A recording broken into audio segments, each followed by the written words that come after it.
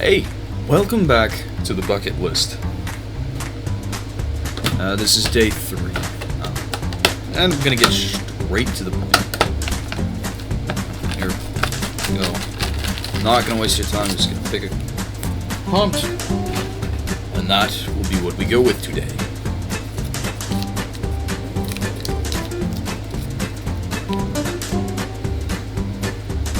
Okay.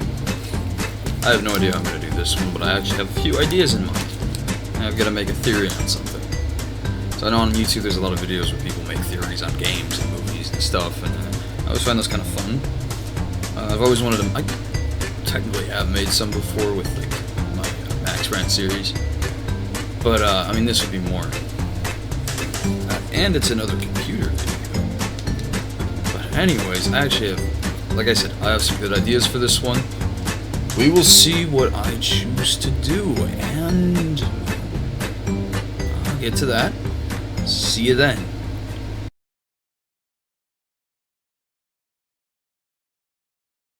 Hello, people of the internet. In today's video, I'm going to take you behind the scenes and show you the best methods to hide a secret identity.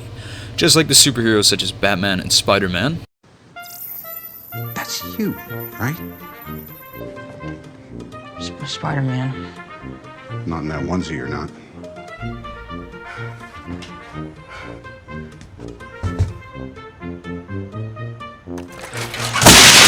Shocking video was released earlier today on the controversial news website, thedailybugle.net. Spider-Man's name is Peter Parker. What the?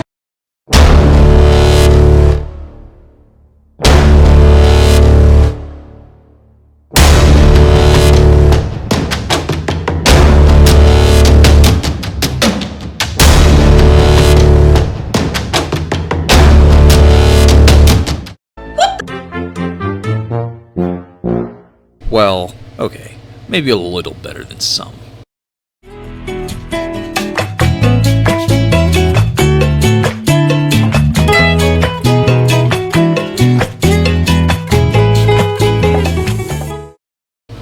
On today's first and only episode of Pop Culture Hypothesis, I want to dive deep into the world of the secret identity trope, something that was really prevalent in the early decades of superheroes.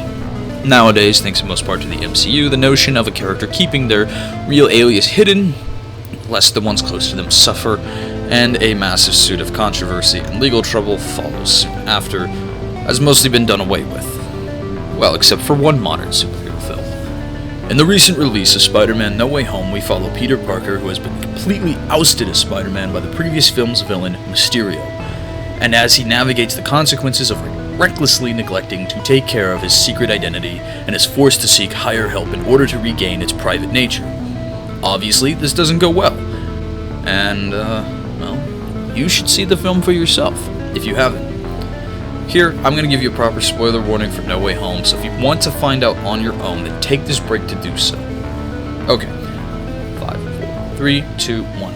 Alright, you've gone to see it, and now know that did show up and help did too.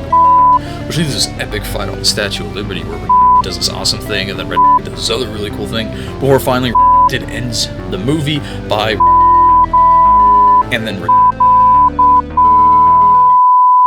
Okay, being serious now, the movie ends with Peter Parker choosing to return a secret identity while sacrificing his closest relationships. I think it ends pretty well and mirrors the sort of tone that was really prevalent in the early Spider-Man films before Homecoming. But it also, like the previous 2 stories, emphasizes how important his identity is to keep hidden, with its depiction of the severe consequences that come about from failing to do this. This got me thinking, in what ways do superheroes work to hide their identity, and are any of the methods really effective?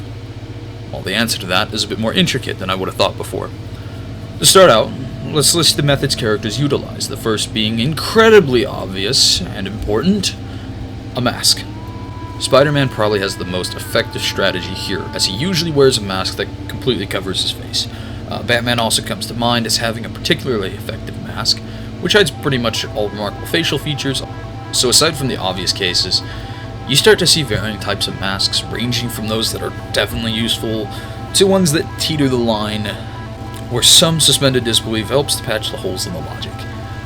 But then you get to Superman, who does jack to change his appearance, and somehow almost no one makes the connection between the guy who just went into a phone booth only for one of the world's most incredibly powerful and world-renowned superheroes to just fly out of the same booth. Okay, but seriously, Superman wears no mask, does not alter any major facial characteristics, and maybe changes the tone of voice. So is this an extremely lazy plot hole, or is there something Superman is doing that is secretly genius?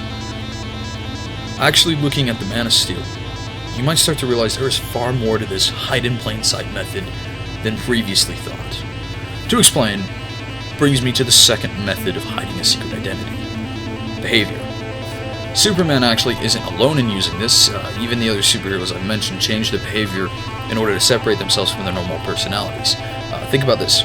Spider-Man is witty, acrobatic, and confident, but Peter Parker is awkward, geeky, can barely hold down a job and pay rent on time. Batman is an aggressive and powerful symbol of terror to the criminals of Gotham City.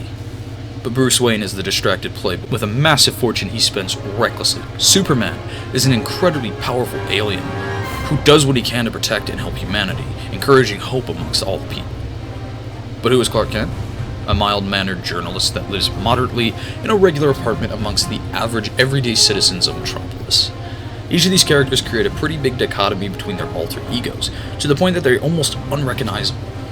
Apparently in Superman's case in the comics, even his arch-enemy Lex Luthor had a hard time accepting that Superman lives as a normal person, rather caught up in his self-projecting belief that a man with that much power would exploit it in any way possible. Yeah, I'm sure he's great at parties. If you want a real-world example, take your favorite actor or actress and compare them in real life to how they are in a film, especially if they play a particularly evil character. And with that, behavior can be just as powerful as a tool as a mask. Okay, so wear a good mask and change your behavior while you are your alter ego. That's all, right? If only it were that easy. The last major thing in order to hide your secret identity? Harken back to the tragic lesson in Spider-Man No Way Home. You really can't get close to others. Think about it. Spider-Man in most iterations only has a few people who really know him, and even then they run the risk of receiving the brunt of any consequence Spider-Man racks up. Superman really only has his mother and Lois Lane. Batman's even worse off, probably interacting with his villains far more than anyone friendly in his life. It's a massive cost for the whole superhero thing. But so is getting too comfortable, according to No Way Home, and especially the Christopher Nolan Dark Knight films. Obviously, for a lot of this stuff, with decades of stories and massive multiverses that explore the varying paths these superheroes can take, there are many changes and many different stories that maybe follow with some of this stuff and do different things, and it's not all. You can't reduce these characters to one personality or one thing. But at the core, the rules of maintaining a secret identity that I've put together still seems to hold strong as the characters face the repercussions. I guess it does come down to what specific iteration of the character you're talking about, but most of what distinguishes them as who they are generally follows certain directions, such as Batman's no-kill rule or Spider-Man having to lose someone close to him in order to truly become the hero he is today. Anyways, there you have it. That is what I propose as the core necessities of maintaining a secret identity. But really, you should go see No Way